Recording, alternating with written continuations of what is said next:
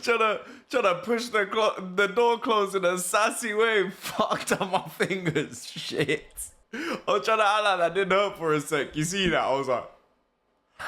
Anyway, this is your boy Uncle Jonesy, aka Otis Jones, and this is the Otis Jones Show, the show where I get random topics picked by AI and I get to get drunk and chat shit about them. These ice cubes are just dripping on the fucking desk. I need to do something with the fucking... Bye him. Extra ice in the drink. I don't know why that wasn't the first choice, bruv. Where every time I panic, I put something in my mouth. Like there was one time in the changing room where, never mind. Listen, in 2024, a Portland food truck specializing in grilled cheese accidentally ordered an industrial grade LED lights instead of regular bulbs. So apparently the thing was so bright, it became a literal beacon that pilots started using it as unofficial navigation. So they made jokes about it, calling a specific sandwich a landing strip melt. What happened to the plane's blood? Brother, how come when we go to the US, we have to take our shoes off at the airport in case there's like a little explosive in there, but yet you're allowed fucking unofficial navigation points, blood? Some grilled cheese spots pointing an arrow to the Pentagon. That's so funny. I didn't realize how wild British people sound saying Pentagon until I said it. Fuck bottle of water. You found Pentagon. Pentagon. Obviously, 2 of my 16 fans are from the US, so that's for you, man. I need a drink.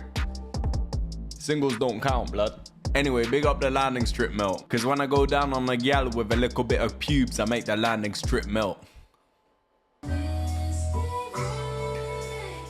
In 2024, a Toronto's dentist attempt to make appointments more relaxing by installing virtual reality headsets had an unexpected outcome when patients became so immersed in their virtual beach vacations that they refused to leave. Here's the thing, bro. When I'm on stage and I talk about virtual reality, I always talk about the same shit. I always talk about so basically, I got a VR headset, right? Don't know why I'm pointing rather than showing. Basically, I got one of these, yeah? Basically, I won this at a raffle, big up Drag Bingo.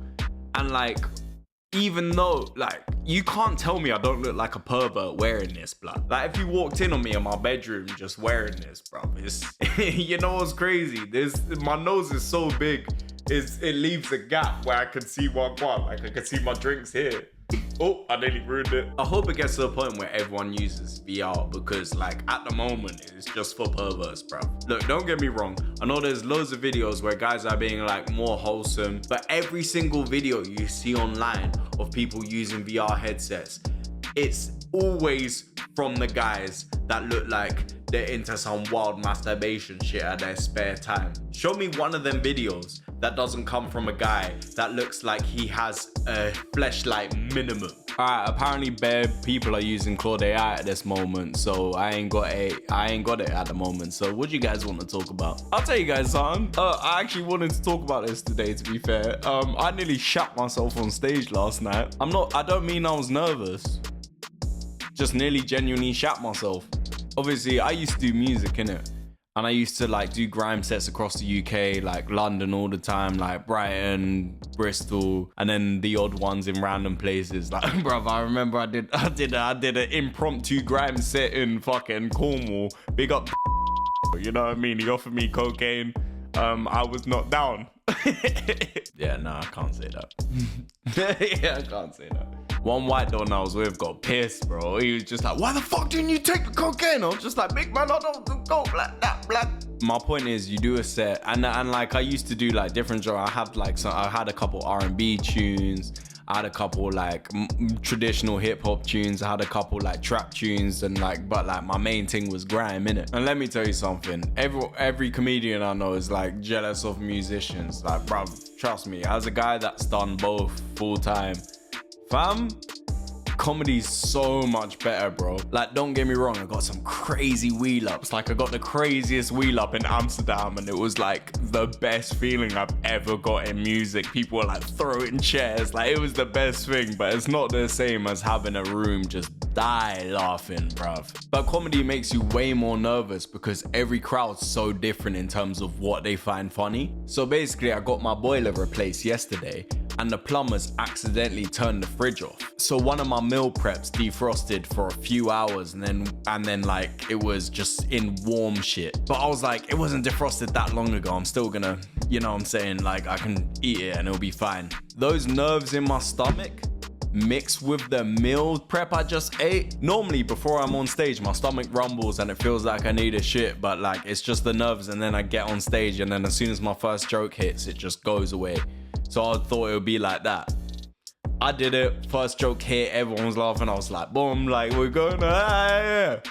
5 minutes into my set, my stomach said, nah, this is real things. I said, yo. And you gotta bear in mind, normally when I got the nerves like that, I will just go and take a shit because I don't want to risk emergency happening on stage. But this was a specific venue where they had dual toilets, male and female, all-inclusive thing, and it was just one toilet in the whole venue. The first 5 minutes of the set, I watched the footage of it, was going great. The next 2 minutes and a half was still going great, and like the crowd didn't notice, but like I could see in my face because I knew what I was feeling. I had like one vein coming down here and I started like sweating down. It was not hot in there. It was not hot. But the last 2.5 minutes, I was fucking up every punchline. I was like saying the punchline before the joke even, and I was just like, I just need to survive the last 2 minutes, and I was doing it, and people were still laughing. And I was just like, and then I just ended the set with saying, anyway, I need to go, really need a shit, and left. Luckily, there was a lounge across the road, and I just ran in there.